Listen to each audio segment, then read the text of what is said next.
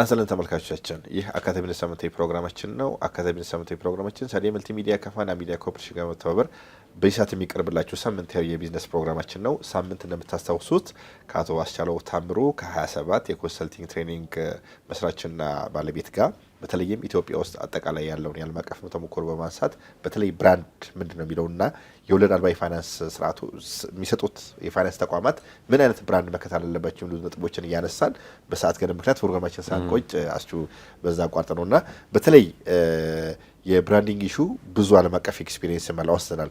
የማርኬቲንጉ ነገር ስናስብ በተለይ ማስታወቂያ አንዱ ኮር ነገር ነውና እንደዚሁ ኋላ ላይ ስለ ብሔራዊ ባንክ ምናነሳለና እንደው ማስታወቂያዎቻችን አንተ ጊዜ በ3-4 ባንኩ ውስጥ የዚሁ ዘርፍ መሪ ሆነ በዳይሬክተርነት አሳልፋልና እንደው ከዛ አንፃር ማስታወቂያዎቻችንና ብራንዳችንን የሚገልጹ ናቸው ወይ አካታች ነው ወይ ብለን እንዴት ታየዋል እንደ ባለሙያ?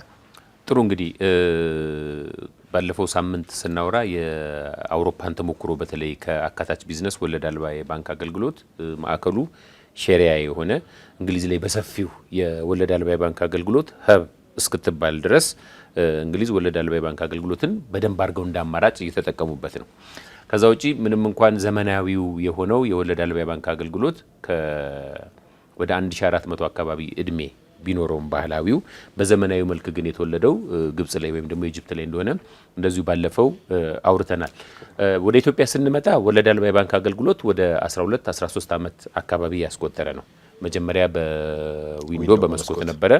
ከዛ በኋላ ደግሞ የዛሬ 3 ዓመት አካባቢ ሙሉ ለሙሉ ወለድ አልባ የባንክ አገልግሎት የሚሰጡ ወደ 4 የሚጠጉ ባንኮች ከማይክሮ ኢኮኖሚ ከማይክሮ ፋይናንስ ይቅርታ ያደጉ ማን ያደገውን አንድ ባንክ ጨምሮ ማለት ነው።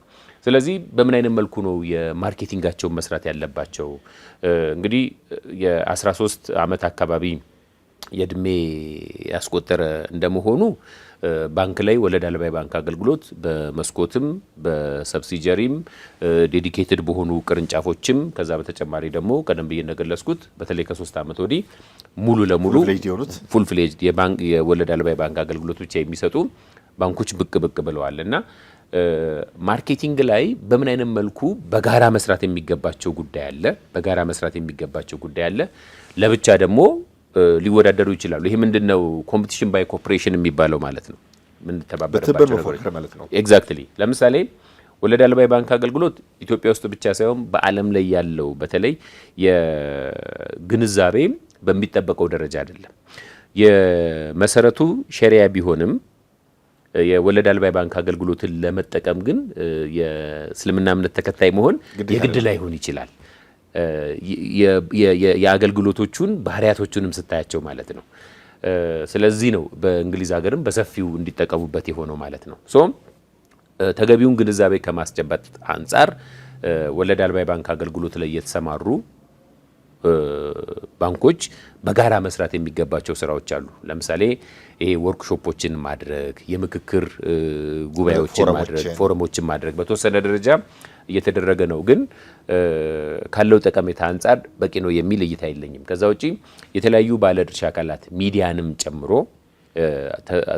አስፈላጊውን የግንዛቤ ከመፍጠር አንጻር ረጅም ርቀት መሄድ አለባቸው የሚል እይታ ነው ያለኝ። እንግዲህ ወደ ማርኬቲንግ ስንመጣ ከማርኬቲንግ ውስጥ ዋነኛው ጉዳይ ፕሮሞሽን ነው። ዋናው የምንሸጠው ምርትና አገልግሎት አለ ፕሮዳክት የምንለው። ከዛ በኋላ ፕሮሞሽን ነው። ይሄ ኮሚኒኬሽን አስፔክት እንዴት አድርገን ነው ለማህበረሰቡ ስለ ወለድ አልባ የባንክ አገልግሎት ተገቢውን መረጃ የምንሰጠው? የመጀመሪያውና በሰፊው የምንጠቀምበት አድቨርታይዚንግ ነው። አሁን አድቨርታይዝ አደረገን የምንለው አንደኛ ማስታወቂያውን የሚያስተዋውቀው ባለቤት ሲሆን ነው። ለምሳሌ እዚህ ፕሮግራምህ ላይ የተለያዩ ስፖንሰሮች አሉ። ስለዚህ የነዚህ ስፖንሰሮች ማስታወቂያ ሲሄድ የማን ማስታወቂያ እንደሆነ ማስታወቂያው ባለቤቱ ማን እንደሆነ ይታወቃል። ስለዚህ አንዱ ባለቤት መሆን አለበት። ሁለተኛ ማስታወቂያ ለማለት አድቨርታይዚንግ ለማለት የተከፈለበት መሆን አለበት። ያው ከፍሎ ነው የሚያስተዋውቁት። ከዛ ውጪ ማስ ሚዲየትድ ለብዙ ማህበረሰብ ክፍል ሊደርስ በሚችል አይነት መልኩ ነው የሚታወቀው። በቴሌቪዥን የከፈተ ሁሉ ማስታወቂያውን ይሰማዋል። በሶሻል ሚዲያም ላይ ሬዲዮም ላይ በውጪ ማስታወቂያዎችም በጋዜጣም በመጽሔትም በእነዚህ ሁሉ የማስታወቂያ መንገዶች ልናስተዋውቅ እንችላለን። አሁን በሰፊው ሰዎች አድቨርታይዚንግ ስንል ማነው ማስታወቂያ ስንል አድቨርታይዚንግ ብቻ ይመስለናል። ግን ሌሎች የማስታወቂያ መንገዶችም አሉ። ሌላኛው ፐርሰናል ሴሊንግ ነው። ፐርሰናል ሴሊንግ ማለት ባለፈው ሳምንትም እንዳወራ ነው ታሳቢ ደንበኛ የተለያዩ አይነት ፕሮዳክቶች ወይም ደግሞ አገልግሎቶች አሉት ወለድ አልባ የባንክ አገልግሎት። ስለዚህ ታሳቢ ደንበኛው ለምሳሌ ለሙዳራባ ታሳቢ ደንበኛው ማን ነው? ለቀርድ ሐሰን ታሳቢ ደንበኛው ማን ነው? ለሌሎችም በርከት ያሉ ወለድ አልባ የባንክ አገልግሎት ፕሮዳክቶች አሉ። እነዚህን ታሳቢ ደንበኛውን በደንብ አድርጎ አውጥቶ እነዚህ ታሳቢ ደንበኛ ላይ ቢናገሩ የሚሰሙ፣ ቢቀልዱ የሚሳቅላቸው፣ ቢቆጡ የሚደነገጥላቸው ወይም በማርኬቲንግ ኦፒኒየን ሊደር የምንላቸው ተጽዕኖ ፈጣሪ የምንላቸው ሰዎች አሉ። ለምሳሌ ቤተ እምነት አካባቢ የእምነቱን እያንዳንዱን የሚመሩት ሰዎች ኡስታዞች ኦር ሼሂዎች ኦፒኒየን ሊደር ልንላቸው እንችላለን። ኢቭን መስጊድና ቤተክርስቲያን አካባቢ ራሱ ምጽዋት የሚጠይቁ የኔ ቢጤዎች ራሱ ተጽዕኖ ፈጣሪ አለ። ሁለት ሰው ከሆነን አንደኛው ተጽዕኖ ፈጣሪ ሊሆን የግድ ነው። ስለዚህ እነዚህን ቀደም ብዬ እንደገለጽኩት በጎ ተጽዕኖ ሊፈጥሩ የሚችሉ ሰዎችንም ታሳቢ አድርገን ተገቢውን የግንዛቤ የመፍጠር ስራ መስራት አለብን። ይሄንን ቀደም ብዬ እንደገለጽኩት በወርክሾፕ ሊሆን ይችላል። ከዛ የሚዲያ ከቨሬጅ እንዲኖረው ልናደርግ እንችላለን። ለምሳሌ ኢትዮጵያ ውስጥ ስለ ስፖርት የማያወራ የቴሌቪዥንና የሬዲዮ ፕሮግራም እስቲ ማውጣት አንችልም።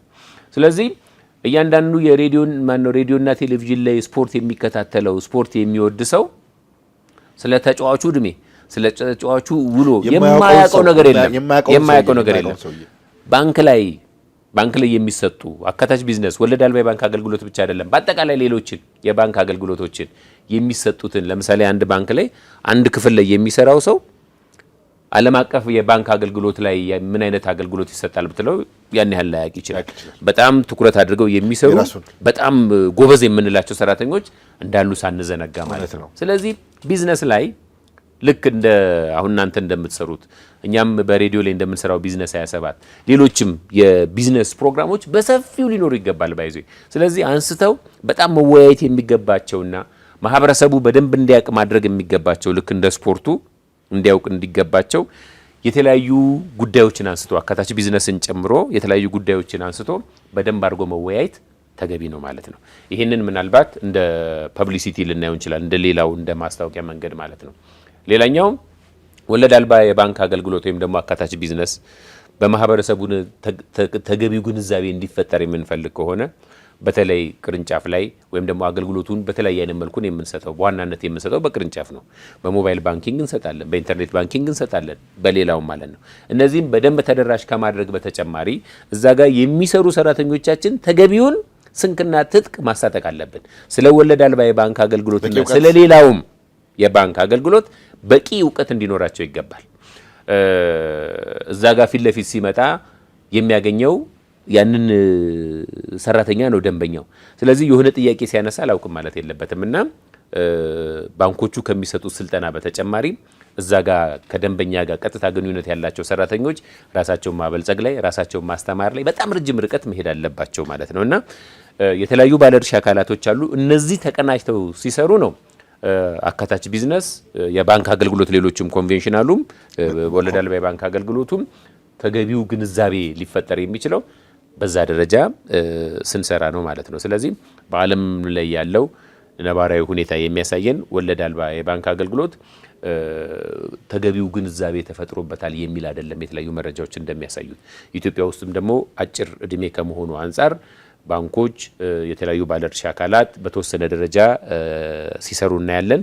ግን ረጅም ርቀት ተሄዶ መሰራት አለበት ማለት ነው። ማስታወቂያዎቻችንን በደንብ አድርገን ማየት አለብን። አካታች ቢዝነስ ወለድ አልባ የባንክ አገልግሎት ታርጌት ማርኬቱ በሸሪያ የሚተዳደረው የሙስሊሙ ማህበረሰብ ብቻ ሳይሆን ማንኛውም እነዚህም ፕሮዳክቶች በእነዚህ ፕሮዳክቶች ችግሩን ሊፈታ የሚችል የህብረተሰብ ክፍል ሁሉ የአካታች ቢዝነስ ወይም ደግሞ የወለድ አልባ የባንክ አገልግሎት ደንበኛ ሊሆን በሚችል መልኩና ይህንንም ግንዛቤ ሊፈጥር በሚያስችል መልኩ ነው ማስታወቂያዎቻችን መሆን ያለባቸው ማለት ነው። መልካም ጥሩ እይታ ነው።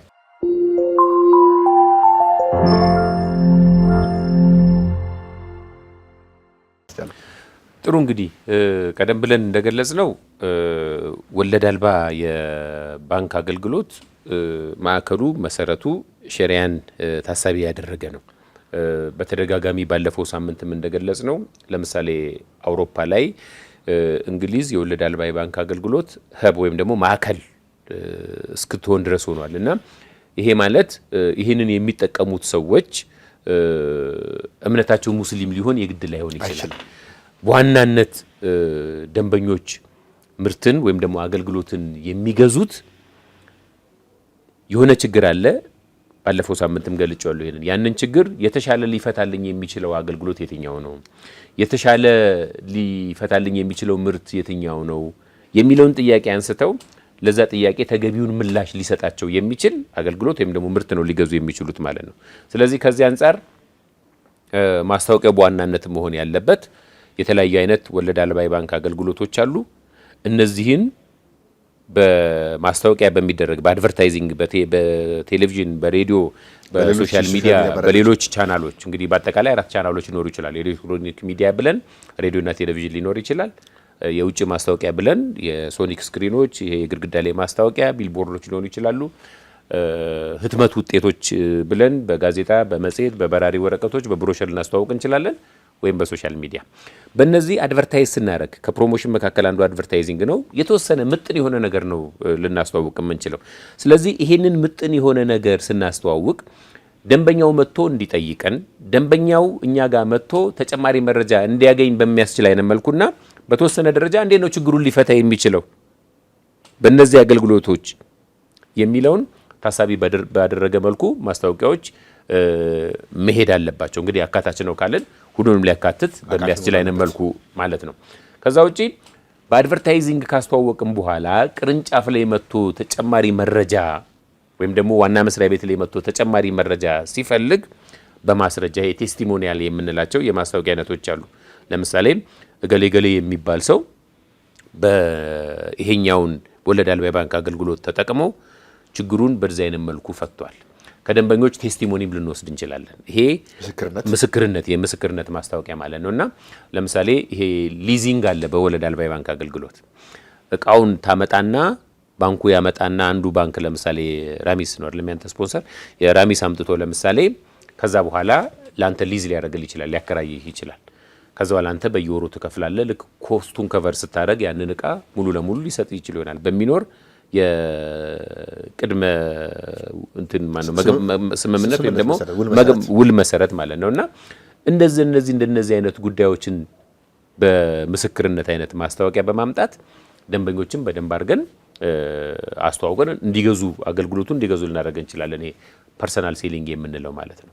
ከዛ ውጪ በሴልስ ፕሮሞሽን ለምሳሌ ኤግዚቢሽን ላይ በመሳተፍ ሌሎች ሰዎች በሚሰበሰቡበት ቦታ ላይ ልናስተዋውቅ እንችላለን። የፕሬስ ሪሊዞችን ልናደርግ እንችላለን። ይሄ ምክክሮችን ልናደርግ እንችላለን። በሚዲያ የማስተዋወቅ ስራ ልንሰራ እንችላለን። ልክ ስፖርቱ ላይ ያለው ግንዛቤ ትልቅ እንዲሆን ያደረገው ሚዲያው እንደሆነ ሁሉ አንዱ እንደ ባለድርሻ አካል በአጠቃላይ የቢዝነስ ስራን በአጠቃላይ አካታች ቢዝነስንም ጨምሮ ማህበረሰቡ ማወቅ የሚገባውን መያዝ የሚገባውን ግንዛቤ እንዲይዝ ሊያደርጉ የሚችሉ የቅንጅት ስራዎች መሰራት አለባቸው። ኢቭን በማርኬቲንግ በተለይ በፕሮሞሽን ምን ይላል? ቻናሎችን አቀናጅተን ነው መጠቀም ያለብን። አቀናጅተን ይሄ ኢንተግሬትድ ማርኬቲንግ ኮሚኒኬሽን፣ የተቀናጀ የማርኬቲንግ ተግባቦት ወይም ደግሞ ማስታወቂያ ልንለው እንችላለን። ሶ አድቨርታይዝ አድርገን በቴሌቪዥን ብቻ አይደለም፣ በሬዲዮ ብቻ አይደለም፣ ወይ በውጭ ማስታወቂያ ብቻ አይደለም፣ በሶሻል ሚዲያ ብቻ አይደለም። እነዚህን አቀናጅተን መጠቀም አለብን። ፕሮሞሽን ብለን ማስታወቂያ ብለን በአድቨርታይዚንግ ብቻ አይደለም አድቨርታይዝ ማድረግ አለብን። ደንበኛው ሲመጣ ደግሞ እንደ ችግሩ መጠን በደንብ አድርጎ አውቆ የአማካሪነትን ሚና በሚወጣ አይነት መልኩ ደንበኛው እንዴት አድርጎ ችግሩን ሊፈታ እንደሚችል በሚያሳይ አይነት መልኩ መረጃውን ልንሰጥ እንችላለን ማለት ነው። ኤግዚቢሽኖች ላይ ልንሳተፍ እንችላለን። የሴልስ ፕሮሞሽን ኢቨንቶች ነው። ሚዲያ ላይ የተለያዩ መረጃዎችን ልንሰጥ እንችላለን። ሶ እነዚህን የፕሮሞሽን ኤሌመንቶችን አካላትን በተጣመረ መልኩ በደንብ አድርገን ልንጠቀም ብንችል የተሻለ ውጤት ማምጣት እንችላለን ማለት ነው። ስለዚህ ወለድ አልባ ላይ የተሰማሩ ተቋማት እኛም እንደ ካንተም ጋር እንዲያውም ባለፈውም ስንናገር ነበር በጋራ ወለድ አልባ የባንክ አገልግሎት ላይ ሊነሱ የሚገባቸው ኢሹዎች ምንድናቸው፣ እንዴት አድርገው እነዚያ ኢሹዎች የተገቢው ባለድርሻ አካል መፍትሄ ሊሰጥ ይችላል የሚል ምክክር የማዘጋጀት ሀሳብ አለን። እኛም ያው ባለፈውም እንዳወራ ነው ካንተ ጋር። ስለዚህ በእንደነዚህና በሌሎችም አይነት መልኩ ተገቢው ስራ መሰራት አለበት። ባንኩ እንደ ባንክ ለብቻው ምርትና አገልግሎቱን ለማስተዋወቅ ሊያስተዋውቅ ይችላል።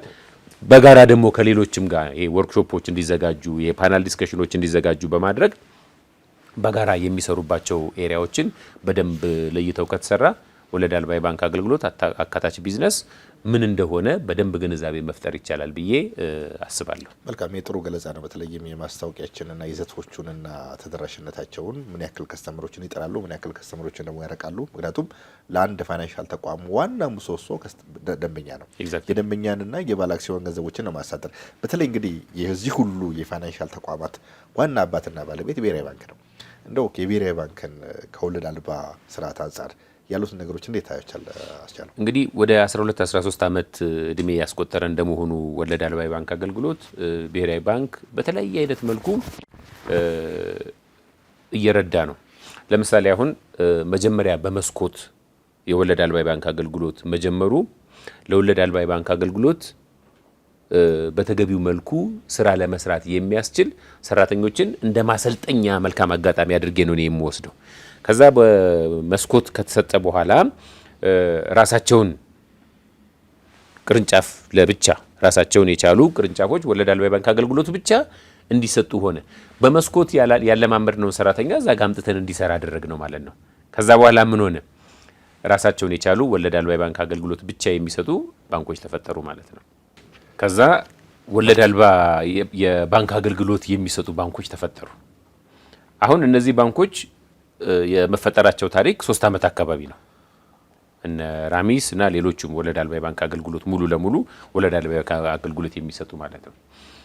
እነዚህ ከተፈጠሩ በኋላ ብሔራዊ ባንክ በተለይ የዛሬ 3 ዓመት አካባቢ ኢንፍሌሽንን ከመቀነስ አንጻርና የዋጋ ግሽፈትን ለመቆጣጠር የተለያዩ አይነት የማክሮ ኢኮኖሚ ማሻሻያዎችን አድርጓል። ከዛ ውስጥ አንዱ ባንኮች የሚያበድሩት የብድር መጠን ባለፈው ዓመት ካበደሩት 14% መብለጥ የለበትም የሚል የብድር ጣሪያ ተቀመጠ። ከዛ ከተወሰነ ጊዜ በኋላ ደግሞ የማበደሪያው ጣሪያው ባለፈው ዓመት ካበደሩት 18% መብለጥ የለበትም የሚል ውሳኔ ተወሰነ በብሔራዊ ባንክ ማለት ነው። ባለፈው መስከረም ደግሞ በዚህ ዓመት የማበደር ጣሪያቸው ወደ 24% አድጎ ከ24% በላይ ማበደር የለባቸውም የሚል ውሳኔ መጣ። ይሄ ከሆነ በኋላ በተለይ ወለድ አልባ የባንክ አገልግሎት ለሚሰጡ ባንኮች ይሄ የብድር ጣሪያው ተነስቷል። ይሄንን እንደ መልካም አጋጣሚ ተጠቅሞ የፋይናንስ አካታችነትንም ከማበረታታት አንጻር ነው፣ ተደራሽነትንም ከማበረታታት አንጻር ነው። ስለዚህ ወለድ አልባ የባንክ አገልግሎት በመስኮት የሚሰጡ የሚሆኑ በቅርንጫፍም እንደገና ደግሞ ሙሉ ለሙሉ ወለድ አልባ የባንክ አገልግሎት የሚሰጡ ባንኮች ይህንን መልካም አጋጣሚ መጠቀም አለባቸው የሚል ሀሳብ ነው ያለኝ። ይሄ ብሔራዊ ባንክ ለወለድ አልባ የባንክ አገልግሎቶች የተቀመጠው የብድር ጣሪያ መነሳቱ መታወቅ በሚገባው ደረጃ ታውቋል ብዬ አላስብም እኔ። ምክንያቱም ይሄ ትልቅ ፕሪቪሌጅ ስለሆነ ብሔራዊ ባንክ የሰጠው ማለት ነው። እና እነዚህን እንዴት አድርገን ልንጠቀም እንችላለን በጋራ መመካከር አለባቸው ብዬ አስባለሁ። ከዛ ውጪ ደግሞ እያንዳንዱ ወለድ አልባ የባንክ አገልግሎት የሚሰጥ ባንክ እንዴት አድርጌ ነው ይህንን ልጠቀምበት የምችለው የሚለውን በደንብ መስራት ያስፈልጋል የሚል እይታ ነው ያለኝ። መልካም አቶ አስቻለው ታምሩ የ27 የኮንሰልቲንግና ትሬኒንግ መስራችና ዋና ስራ አስኪያጅ ባለቤት፣ እንደዚሁም በሁለት ተከታይ ክፍል ያለህን እውቀትን በተለይም የኢትዮጵያን የወለድ አልባ የፋይናንስ ስርዓት የተሻለ ከማድረግ አንጻርና ማህበረሰባችንን ከማማከር አንጻር ለሰጠኝ ሰፊ ማብራሪያ በሰፊው የፋዲያ ሚዲያ ኮርፖሬሽን ስም እጅግ የበረ ምስጋና ያቀርባለሁ። አመሰግናለሁ። ሲሪስትልኝ ተመልካቾቼ፣ የሳምንት ፕሮግራም በዚህ ይቋጫል። ሳምንት በተለየ ርዕስ በተለየ እስከምንገናኝ መልካም ሳምንት።